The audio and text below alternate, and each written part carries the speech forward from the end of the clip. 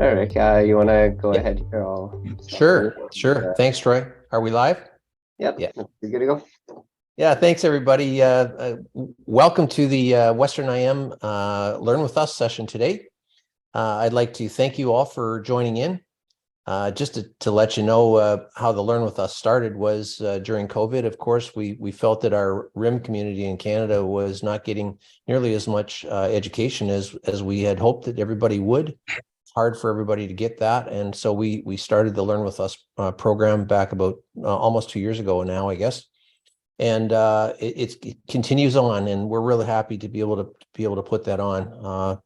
I'd like to also welcome Nicholas Fonseca today to our presentation. Nicholas, I would say, is not just a colleague, but also a friend. And I thank Nicholas for coming on to do this a very timely topic today, discussion about cybersecurity and in its interrelationship to the RIM community as well as part of that discussion.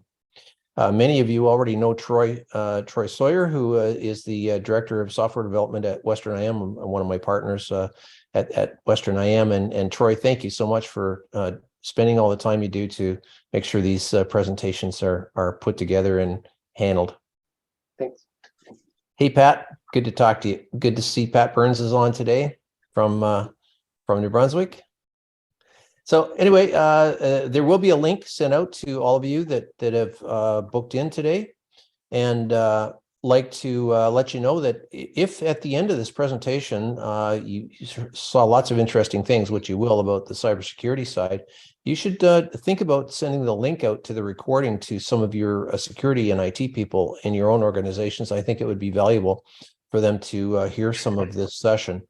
I'm going to let Nicholas talk a little bit about himself and what he does now, because it's a really interesting story, and Nicholas does a great job of just talking about himself when he's coming on the front end.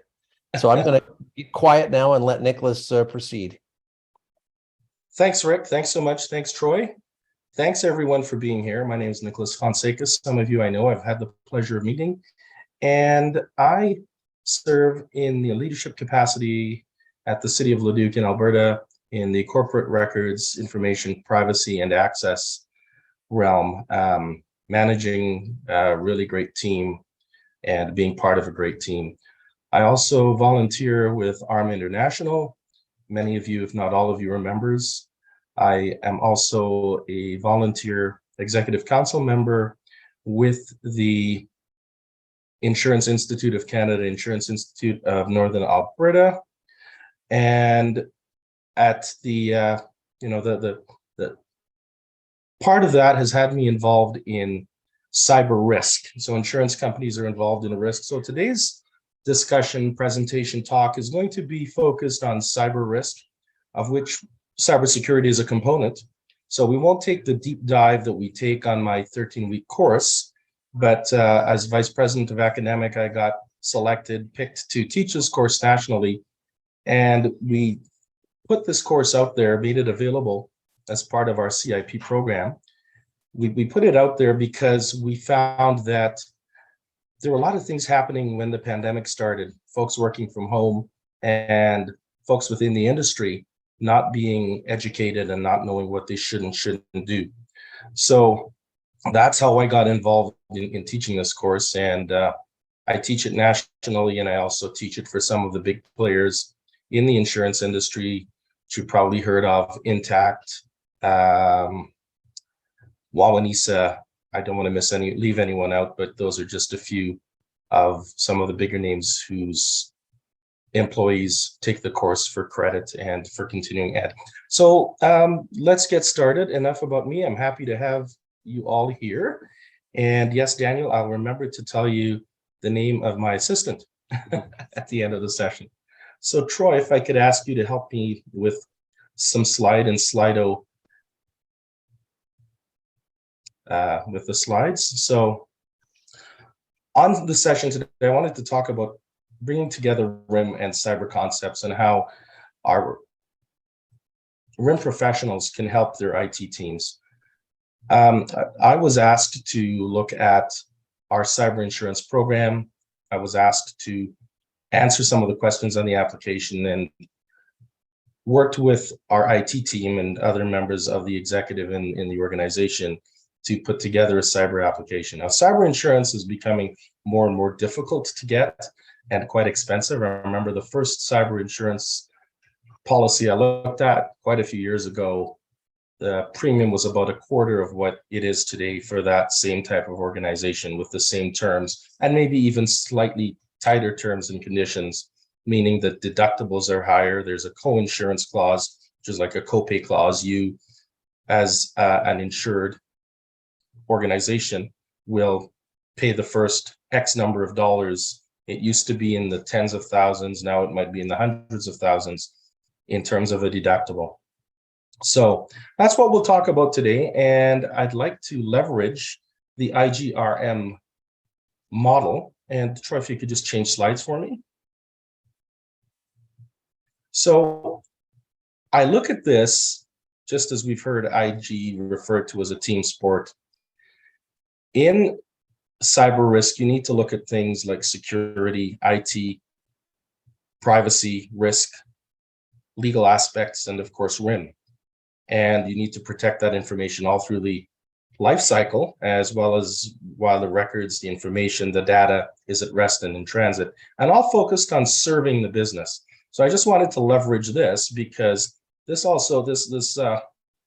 graphic also talks about policy and process, which are also pieces that have to be carefully considered. So some of the things that cyber insurers want to talk about and want the answers to is what are your policies? What policies do you have? And policies being administrative or corporate policies versus the actual process or procedures that you use. And I know in terms of IT, we talk about IT policy. So because I play a little bit in each of these realms, I think of policy and procedure separately and process separately, but they support each other, if I can say that. Next slide, please, Troy. So here's some cyber training. What do you think of this? Dad's teaching me about cybersecurity, and he's putting the laptop away at night, I'm assuming, under the bed, and that's cybersecurity. Now, that may have cut it a few years back or decades back, where we didn't have the proliferation of cyber events and cyber attackers making cyber attacks their main source of income and doing quite well, by the way. So just a little bit of humor to start what is a serious topic. Next slide, please, Troy. So again, I want to welcome all of you. I think the last time I checked, we had 10 folks joining us, so that's great. And again, cyber is not just about the data, it's also about the people. Big part of cybersecurity is people engagement, awareness, education, and training. And organizations or organization may have some training that you give to your staff, or your IT department rolls out to you, and it might be a little 15-minute session that you do, or a 20-minute session that you do when you do it once a year. I think there needs to be more awareness around this, and that's where I believe that RIM professionals can also share their knowledge and share their expertise in what you do in protecting information, in making sure that it's classified properly, protected, making sure that it is retained for a specific length of time, and that you know where it is. What software do you have that's creating this data? Where is the data stored? Is it on-prem? Is it in the cloud? And that's an inventory. Do you know where stuff is? So next slide, please, Troy. So what is cyber risk? So cyber risk from an insurance perspective and a risk management perspective is as follows: any risk of financial loss, disruption of business, or damage to an organization's reputation. So think about the impact on an organization's reputation when we hear that ABC airline has had a breach. Just yesterday, SAS, Scandinavian Airlines, had a breach. A few days ago, the Running Room had a breach. Indigo's had a breach. And that's just in Canada. So we'll talk more about some of the companies that have been impacted as time permits in today's session. So you could also have an unintentional or accidental security breach where somebody loses their laptop or memory stick, or deliberate or unauthorized breaches of security to access information systems intentionally for the purpose of destruction, espionage, extortion, or just to embarrass an organization, and we hear about that. We won't get into the nation-state threat as well that exists, but because we'd need more time for that, and that could be a whole 2-hour session where we could talk about that. But we also have operational IT risks, failing to install firewalls, keep up on security software, software updates, patches, lack of proper security generally. Now, cyber is evolving, and we hear about new types of attacks almost every day, if not every day. So have any of you received a phishing email? And you can respond in the chat.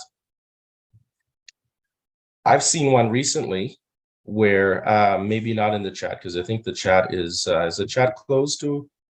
No, it's not, it's open. That should be good. Okay. Yeah, okay. Yeah, so thinking about, you receive an email, thinking about this, you receive an email that looks like it's from someone you know. You check the email, you hover around the email address, and it's someone internal. And the message is saying, click on the link to your payslip. And you think, oh, that looks like phishing, so you don't. And then you send an email to the sender and you say, well, did you send this email to me?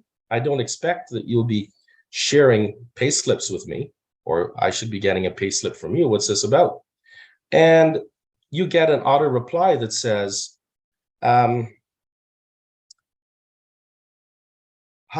the email is for you. Click on the link and enter and log in, and you'll get the payslip. So that is actually a legitimate, it looks legitimate, but it's an actual example of a phishing attempt where folks are getting behind the firewall. Yeah, and Pat, yes, you said not such so much to your corporate account, but lots to your personal, and I get them too. And so we see Rick has talked about one socially engineered email about 2 weeks ago, and Ruth Ann, yes, Amazon to your corporate account. Wow. So it's something that we see every day, but when you see something within your organization that really looks legitimate, and if Troy receives an email from Rick saying send money, I think Troy would be checking before he sent money off to Rick. So these are some definitions that I wanted to share with you. And as this is being an evolving and changing situation, that we have to be aware that what we talk about today and in the months ahead may change. And yes, Donna, thanks for participating. Thanks for participating as well. So I would think twice about accepting cookies. What I do is I just accept functional cookies. I don't accept all cookies. And Daniel says that your organization shares weekly series of news articles related to cyber across the world. Excellent. I have a link I'll share with you as well today, where it talks about events within Canada as well, where someone is actually putting together cases.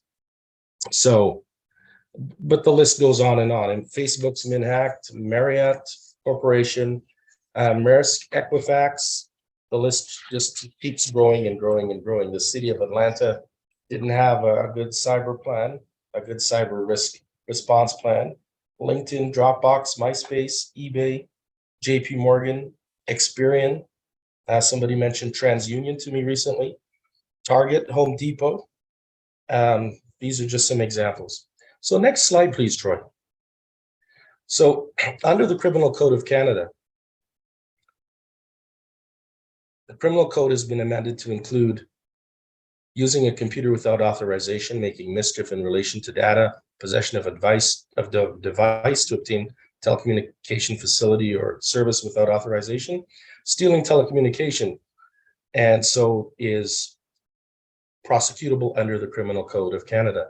So again, it being cybercrime being a criminal offense committed through a computer, we're all using computers all the time, and the cybercrime can result in damage to your computer system, your organizations, your network, your data, denial of access to data, denial of data or services. So think of where you're doing business 24/7 on the web, and all of a sudden, as a result of a cyber attack or a denial of service attack, you are now down for 2 weeks because you are unable to provide services to your clients. And one of my students was relating to me that the company she works for was down for a week, and they had to rely on very limited data because they were paperless till they could get their data up and running again.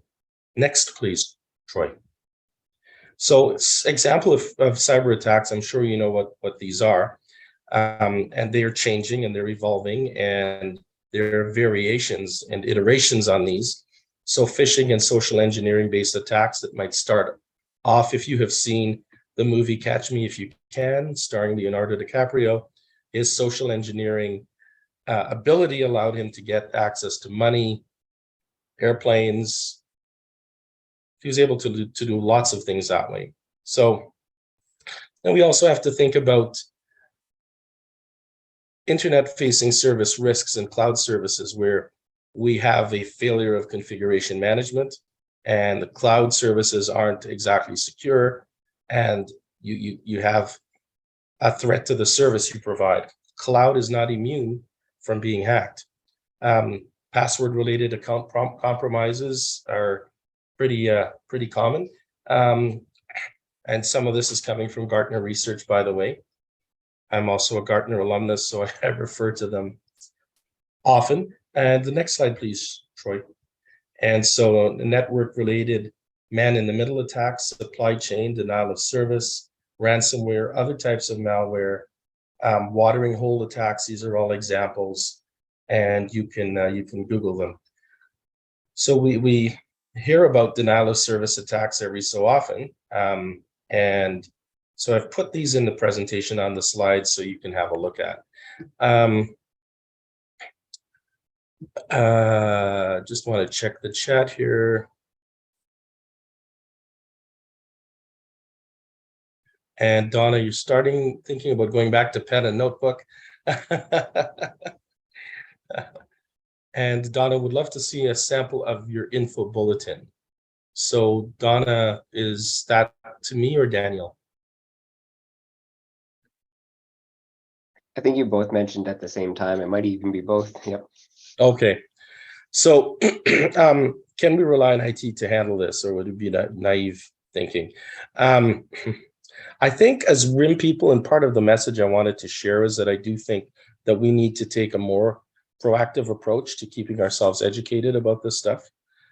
Can we rely on IT to handle all of this? The IT departments are so busy keeping up with the latest and greatest technology that's out there and making sure that we have the right applications, and then dealing with the cyber threat as well, the cyber risk, and making sure that they have the protection on, that they're checking their network perimeter, that they're doing necessary testing, which I think is a lot to expect of those folks. So this is where we see cybersecurity specialists being hired, or this type of work being outsourced. So I'm happy to share any of this with you. And Donna, you can email Daniel. There we go. So I think that handles that. So without getting into reading each of these, and in the interest of time, let's go on to the next slide. So we have seen cyber events, expenses resulting from exposures. And so I've given some examples of expenses that can come from a cyber attack, and being exposed, and your attack surface being what it is in an organization. Cyber insurers can offer privacy breach coverage where it results in personal identity theft. So that could mean that you want to provide identity theft coverage to those individuals who are personally affected by a privacy breach in your organization. Internet media liability, using somebody's, as an example, using somebody's image without their permission to do so. Network security liability, we'll talk a little bit more about that. Technology errors and omissions liability, And probably the first thing you might think of is the first party event expenses. So you have a cyber event, and let's say, for example, and this has happened, it's the Friday before a long weekend, and things seem to be running unusually slow in your system. And all of a sudden, you receive a message that says, we have encrypted your data. You will no longer have access to it. And here's a ransom you need to pay. How do you deal with that event? The ransom is the extortion expense.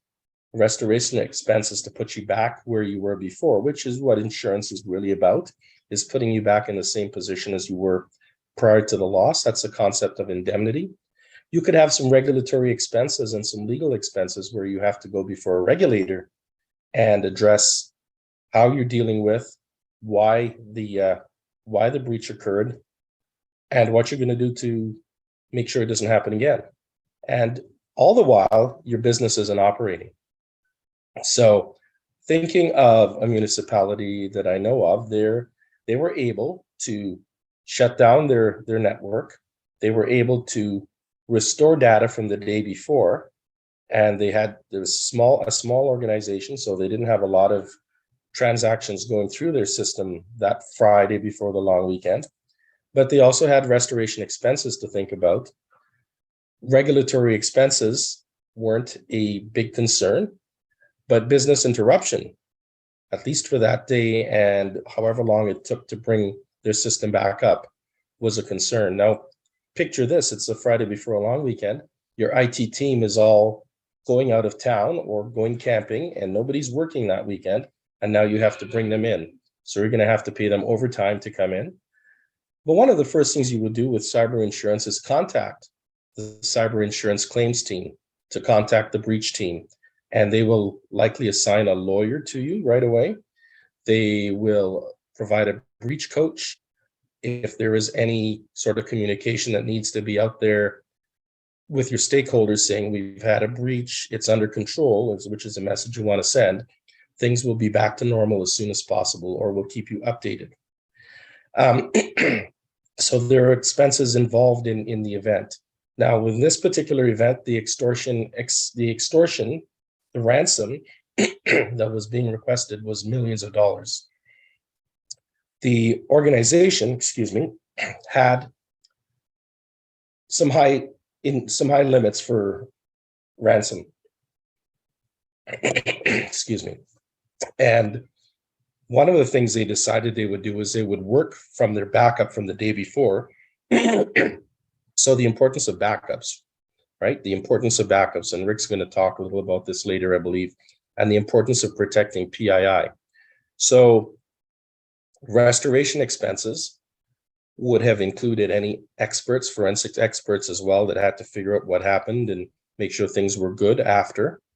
And any thoughts as to how long it took to restore this breach in a small organization that had, by the way, had a pretty robust IT department for its size?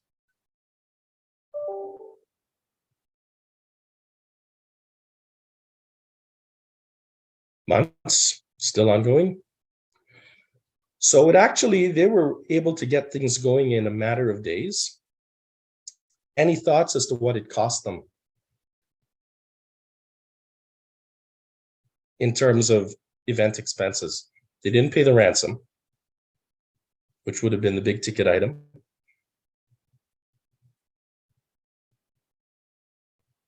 So the event expenses, cost is one thing, but about reputation. Exactly. So reputation, how do you then, 22K, good, Brian, great, I'm seeing some numbers. It was actually about 110K. They were insured, so they did get most of that back. Last I heard, they got about $80,000 back. And they did have to have their staff work over the long weekend. So think of staff morale as well. So there's an example, and there's more, but time permitting, if at the end of the session you have time, we'll talk some more. But Troy, can you launch a Slido? launch the first Slido? Yeah, sure. So this is just a polling thing if people want to participate. So there's just a QR thing if you want to scan that, or you can go to slido.com and put in that that code. And this will just allow you to answer a couple of the questions we'll ask through the presentation. So we'll give some people here a minute to join that. When I go to the next slide here and we bring it up, the QR code will stay on the left-hand side. So you don't necessarily have to get it right now as we switch over to the question. Okay, I'll bring up the first question for you here. So it's just there on the left-hand side now. So according to Statistics Canada, what percentage of Canadian businesses reported being impacted by a cyber attack?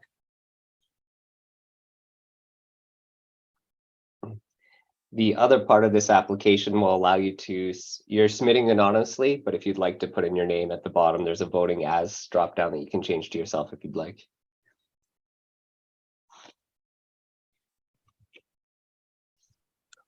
So while you're doing that,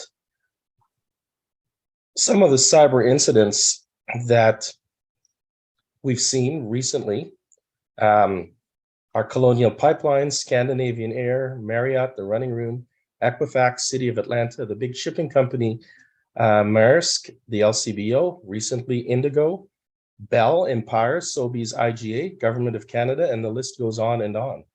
And I mentioned with the Maersk situation, I think they had to replace 40,000 laptops, and they were able to recover from their cyber attack because one of their offices in Ghana, Africa, had not been hit.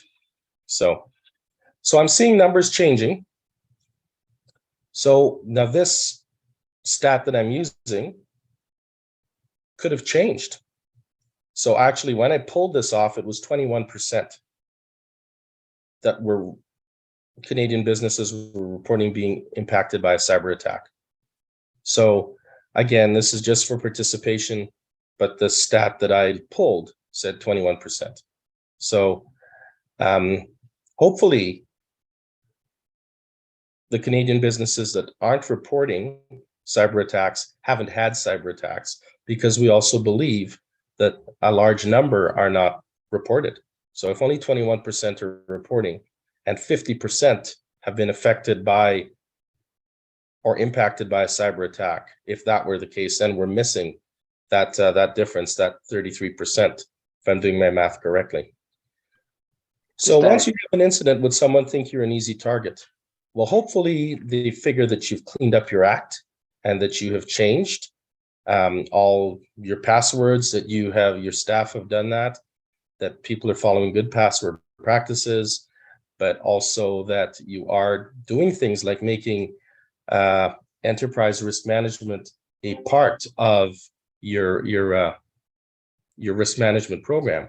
So Troy, if you could go over to the next slide. So these were some of the companies I was listing, and just amazing that a large shipping company was hit and had to replace 40,000 laptops. Now, if you have cyber insurance, I wouldn't go publicly stating we have cyber insurance. We were able to get $5 million worth of cyber insurance. That's not something you want to publicize. And you will likely have to communicate with stakeholders, customers, clients, partners that you've had a cyber attack, that you've had a breach, is probably the way you want to say it. And depending on the type of organization you are, public or private, whether you are subject to certain regulators, whether you operate in the EU, California, and again, what's required in Canada, you need to know what legislation applies to you. We're not going to talk a lot about privacy here, but for example, if you're private sector operating nationally, is it PIPEDA and the Digital Privacy Act? If you are federal government, is it the Privacy Act? Or is it a provincial privacy legislation? Is it a PIPA type? Or is it a FOIPA, FIPA type legislation? So things to look at, things to consider, because there are regulators that need to be notified. So for example, in Alberta, the Office of the Information and Privacy Commissioner says it's recommended, if you are a public body, to notify us of a breach, but you don't have to. But if you are private, if you're private enterprise, then you do. So you need to know what to do. Do you think the priority cyber plan belongs with enterprise risk management rather than IT? Great lead in. Thank you, Donna. We're going to talk about that right now. Let's flip to the next slide, please, Troy. So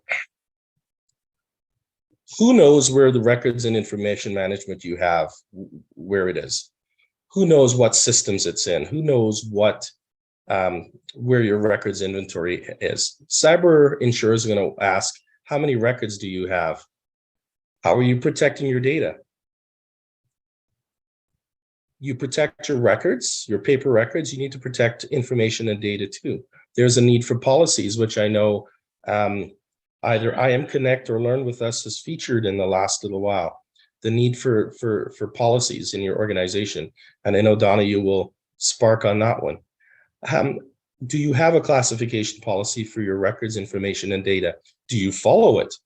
Have your records and information and data all been added to your retention schedule? Do you follow your retention schedule? Do you train your staff on it?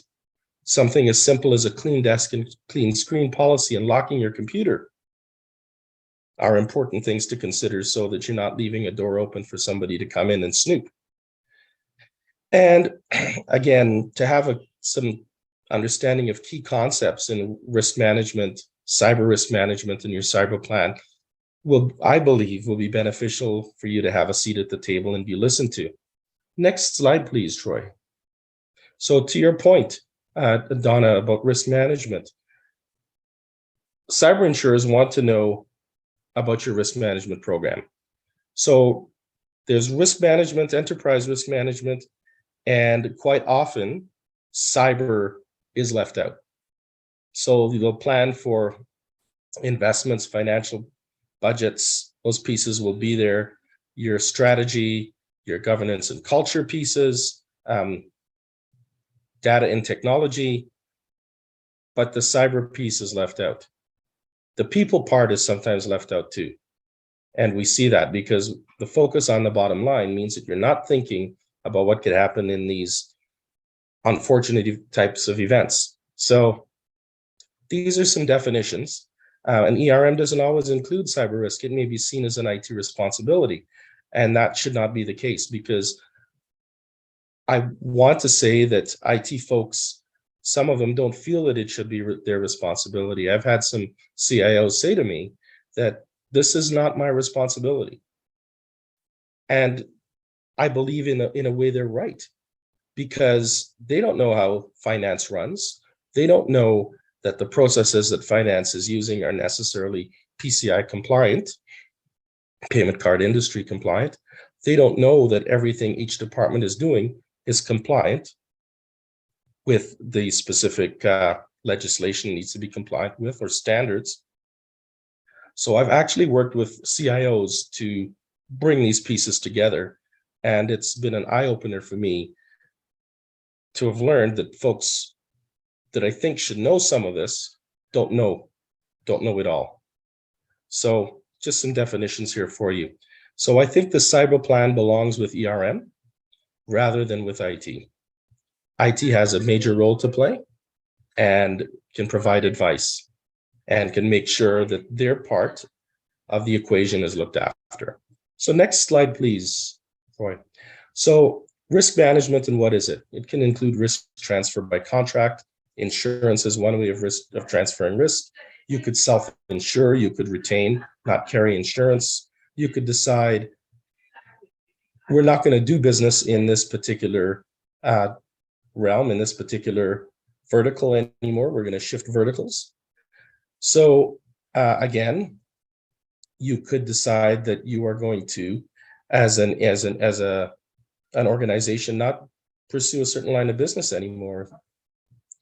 And again, if you want to stay competitive and be part of the game, you probably should be avoiding it. But again, that's the risk that we take. Insurance deals with pure risk. Business deals with speculative risk. It relies on pure risk management to take care of them. So yes, to Donna, cyber risk is a great way for IM professionals to connect with enterprise risk management. They need you. They need you for the information you provide. They need your expertise. I remember at an ARMA conference, I think it was 2019, I met Dr. Cybersecurity, who taught cybersecurity at the University of Maryland. And one of the key points he presented was that many IM professionals have the tools in their toolbox and the skill set that they need to work with risk management and to work with IT to ensure that information, data, records are protected. So thanks for that comment, Donna. So avoidance, again, could lead to missed economic opportunities. Insurers at the same time want you to exercise good cyber risk management generally, not just through risk transfer. They want you to have the risk management plan, a disaster plan, a business continuity plan, and to have tested those plans and to make sure that your excellent cybersecurity program is in place and that you keep testing it. So let's move to the next slide quickly, which is a slide from Baker Hostetler, which is a company involved in cyber. Just took a snapshot of one of their graphics. So cyber attacks impact healthcare. There's a lot more of that happening. And these are American stats, but finance, government is there, business and professional services, education, nonprofit, manufacturing, technology, retail. We hear about school boards being hacked. We've seen a lot of students learning from home over the last few years, and as well being very, very kind, if you will, generous in sharing their information. Now they may be under 18, but when they turn 18 and they can start contracting for services, getting their own credit cards and so on, the cyber criminals might have their personally identifiable information. So education is in there. We also know that Grant MacEwan University was victim to a social engineering attack where they paid millions of dollars, and that payment was for a project, and it was misdirected to the threat actor who was claiming that they were owed that money from the project. Next slide, please, Troy. So Baker Hostetler has a summary of what key issues there, and ransomware was the most prevalent in 2022. And they talk about the pandemic technology strategy. It made things such that it changed the risk landscape and requires additional security measures as well. And how many companies can adapt as quickly as they need to. So e-crime continued as well, wire fraud, which is similar to what I talked about with MacEwan. And more from Baker Hostetler on the next slide as well, where the top 5 causes, according to Baker Hostetler, was network intrusion, phishing. I know of an organization that saw a phishing attempt recently, and everyone has to change their passwords. Inadvertent disclosure, the unintentional threat where somebody inadvertently says something they shouldn't. Stolen, lost devices, flash drives, laptops, tablets. We're using more and more mobile devices. And ransomware comes about as a result of network intrusion or some sort of malware situation that we may not have thought of yet. Theft of data, you pay the ransom, you get access to your data again, but who knows what happens to the data that's been stolen. Office 365 account access. Wire transfers, crypto mining, espionage. So there we go. So let's move on to the next slide. And Troy, can you launch the next slide? It'll be a surprise for us all. Okay. This is based on Statistics Canada, the highest level of cyber incidents effects. I think we kind of touched on this, but of these 4. Yep. And this should, if you still have it open, it should have already popped up for you on your phone or screen, or you can rejoin.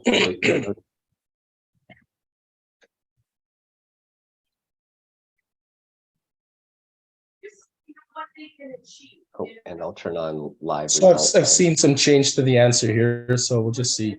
All right, so I'd say you're all online. You're all in line with where it is.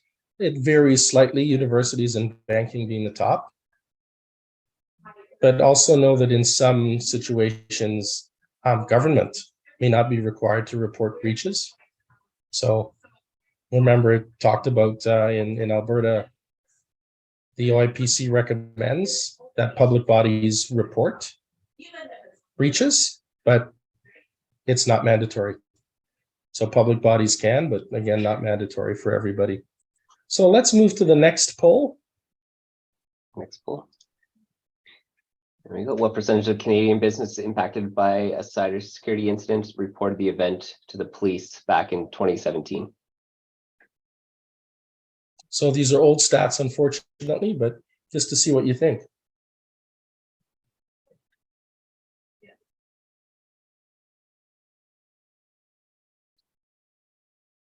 So back in 2017. Let me show the results. Sorry, it's not showing live results. There we go.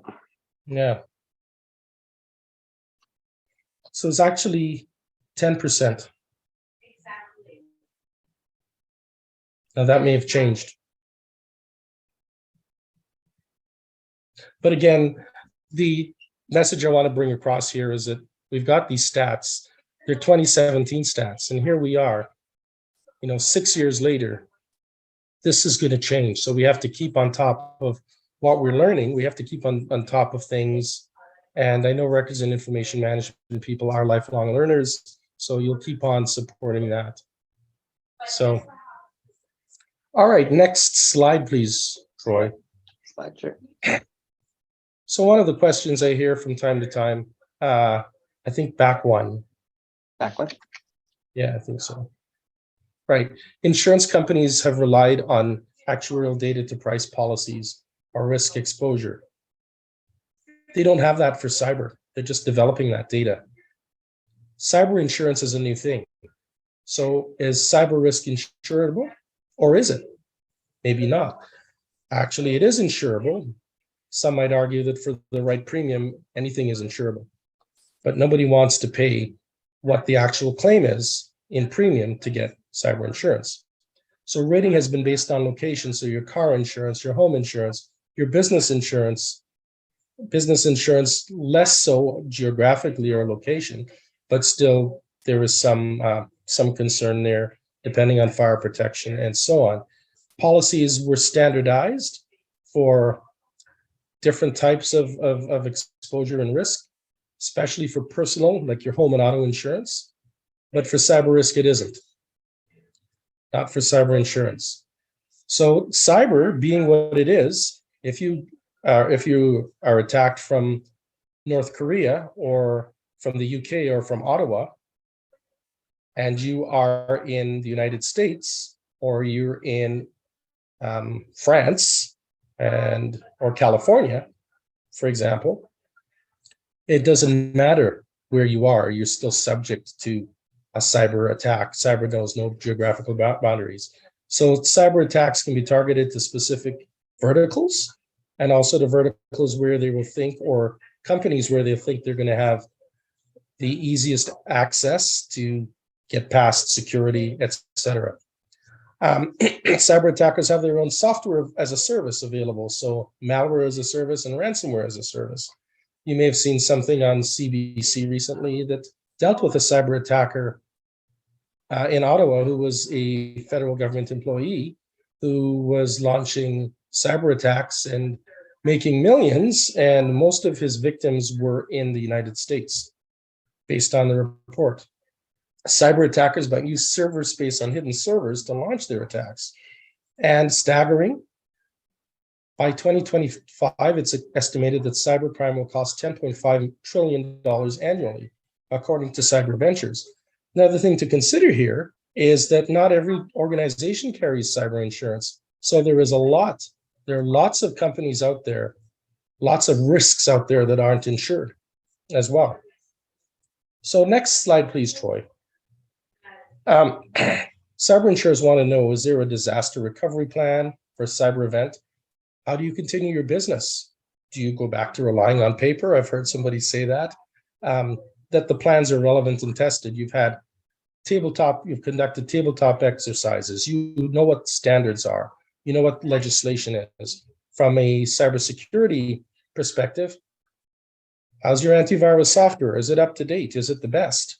Are your patches, your software patches up to date? Are you removing unused software, checking to see that you don't have users who still have access to your network after they've left the organization?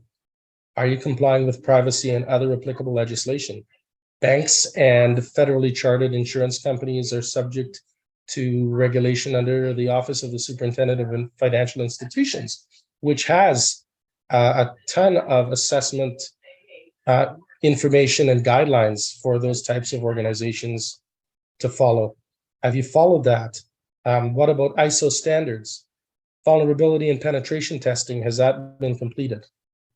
Cyber coverages can include, and this is the next slide, Troy, data breach and data compromise, restoration of data or recovery of data, extortion, ransomware, business interruption or extra expense, misdirected payment fraud, network security liability, data compromise, electronic media liability, and others may develop, but because coverage is not standardized, it's not there.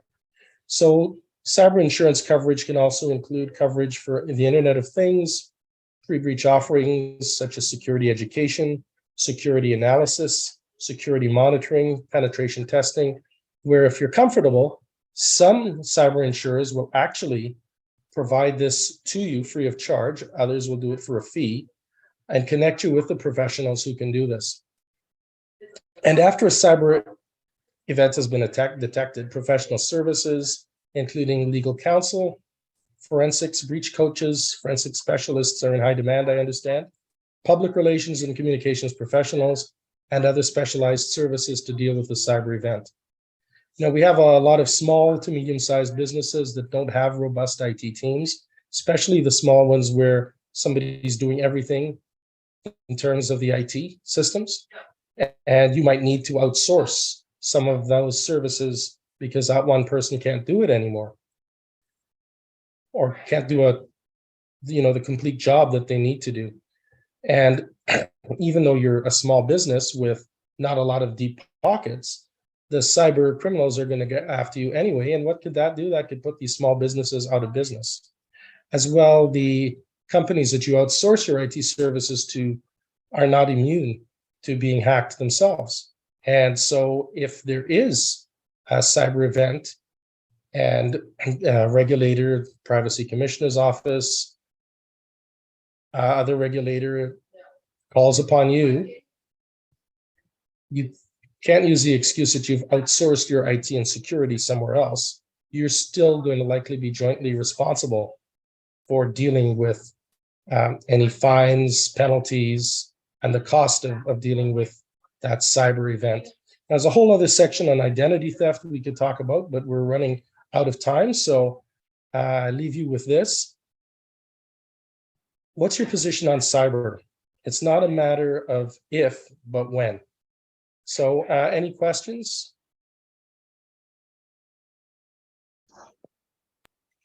Troy, could you lodge one more Slido? Yep. Yeah, I was just going to say, maybe I'll bring up a couple of the questions here on Slido. What we There's discussed one about what cyber insurers are looking for. If you come up, here's a good one.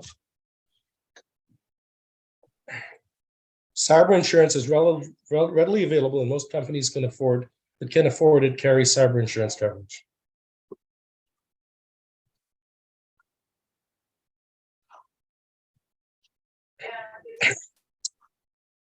So for those of you who said true and false, and I see it going from 50 to 50 to now it's 71 false, 29 true, it is available, and most companies that can afford it will carry it. It's not as readily available as we would like it. It's harder to get these days. So those of you who said false would be correct. And the terms can be pretty tough and the premium's high. So I mentioned an organization was paying about $12,000 for cyber insurance maybe 10 years ago, 7 years ago, perhaps. It's more like 50,000 today. And let's look at the next one. As part of issuing the cyber coverage, providers care about the most and want to know Is it the number of records the organization holds, the number of authorized top-level network admin users, where the records are located, the insured's prospective cyber posture, and when and how data and record backups are executed? What do they care about the most?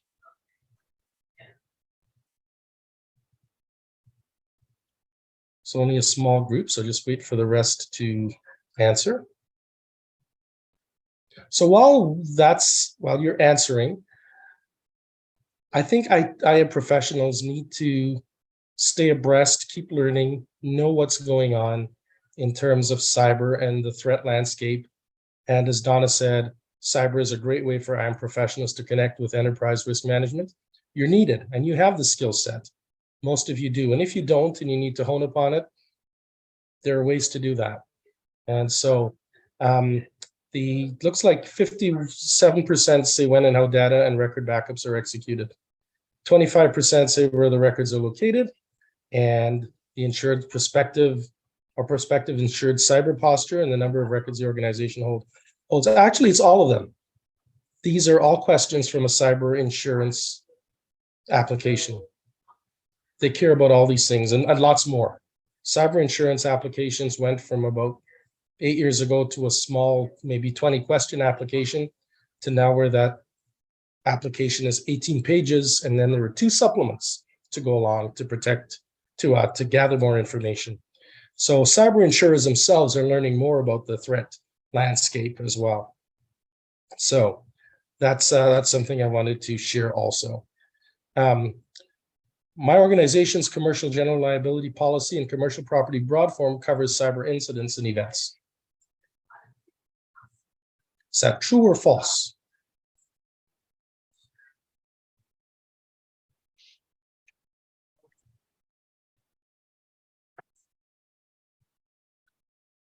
While you're answering, I think, to reiterate, I think that folks involved in risk, folks involved in risk know a little bit. Folks involved in IM know a little bit. But I think IM professionals would surprise the risk management people by how much IM professionals know. How much you know. Daniel, I have no idea for that question. So Troy, I don't see the answers coming up on my screen. Oh, sorry. Yeah, there you go. Thank you. Yeah. So the answer is false. It's absolutely correct. Most commercial property policies have a data exclusion, and they've had to tighten up that exclusion so it specifically says cyber incidents, because what's affected? Data. So there's been some confusion where policies that don't have the exclusion properly in there that the insurer wants, the claim goes to court, and judges have ruled in favor of the insured and not the insurer. And that's a concept we call silent cyber, where in terms of keeping an insurance company profitable, and an insurance company is in business to be sustainable and to continue on from year to year, there's a solvency thing. So if you haven't priced a policy or a whole portfolio or half of your book of business to remain solvent, how do you pay any claims that come about as well? So that's where organizations like OSFI and the Superintendent of Insurance comes into play as well for regulating insurance companies and how they do business. I think we have time for one more poll. One more. Okay. So my organization's equipment breakdown policy provides coverage for cyber events. So equipment breakdown, back in the day, it was called boiler and machinery. It's evolved where other technology has been insured under those types of policies. And so this is a trick question. It depends on the type of equipment breakdown policy. It may provide coverage for cyber. And one of the concerns there for insurers is that offering this coverage is because we have the Internet of Things and we have so much HVAC systems, elevators, and so on, although many of us are working from home these days, that are connected.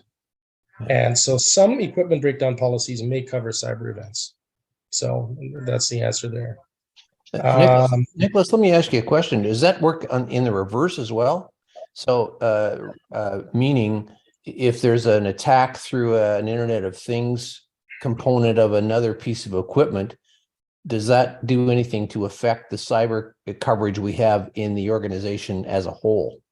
I mean, does that then negatively impact whether that's going to be covered under the regular cyber insurance, do you think? So what might happen is if your equipment breakdown policy has some coverage and you have a cyber policy, the insurers might battle it out and say the cyber policy is primary. So that's going to step up first. Okay. But it, again, it depends on the wording, and then you need a good broker or a good risk manager who has a good insurance background to help you to make sure that those things are known before you actually have to deal with an event. Thank you. We have cars today that drive themselves or say that they do. So, if your car's auto drive system is hacked, what policy is going to respond? Has someone thought about, as they drive their Tesla, taking out coverage for a cyber event affecting their Tesla? Wow. Yeah, So, just about that.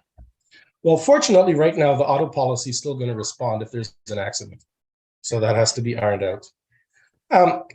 Any other questions? Rick, you had some comments I know you wanted to make. I just wanted to add a couple of, I'm not going to, no discussion about them or anything. It's just some of the things that come up in my everyday discussion with people across the country is many people have never done an inventory of physical or electronic information in their organization. So they really don't know where things, they really don't know where everything is. And I got to think that RIM professionals are going to be the biggest asset that the security people have going forward, because who else is going to be able to figure all that out? I mean, we are. That's part of our job, right? That whole idea of backups. I mean, for years we've been talking about making sure the backups are only there in security locations for disaster recovery purposes. We don't have a bunch of extra tapes lying around. I mean, that whole backup kind of philosophy is something that people probably need to go back and have a look at again in light of the cybersecurity questions that come up in these kinds of things. And I just know insurance companies are looking for us to answer a question wrong. So if something happens in the organization, they can go, wait a second, you told me that was going to be like this and it wasn't. So therefore, we're not going to allow your coverage in that particular situation. So if there's 20 pages of questions, I'm sure that cyber and the security people are really going to need us to help answer some of those questions correctly in those cyber policies. I think, that's one of the things. There's a warranty on the policy, so that says that you warrant the information is correct and you have to sign it. Yep, as there usually is an insurance policy jargon. Yes. it was actually nice that a lot of the policy stuff came up in this one to tie back to last week's presentation too. So it was a good continuation of last week. It was awesome. Okay, great. Thank you very much. Thanks for inviting me. And if you need any further, you need assistance, questions, please reach out. Rick has my contact information, and happy to connect with you. Well, thanks, Nicholas. Sure all this stuff gets posted on the website and sent around the slides and the recording for everybody to get access to as well. Yeah, I'd like to thank everybody for showing up on the session today, and thank you, Nicholas, so much for your knowledge and all your wonderful presentation today. And just a reminder, everybody that gets the link to this session, this recorded session, please feel free to send that link out to your security people in your organization and start the dialogue with them about how you can help them to deal with some of these questions that are going to come up. I think it's a really, really great idea to do that. Right. Yeah, Rocky. I forgot Daniel. Rocky is the dog's name, and he is just looking up at me for saying his name. So Rocky was the assistant today. The assistant. Thanks. Yeah. Thanks so much, again, everybody. Have a great rest of your week, and thanks again, Nicholas and Troy, for all your help today.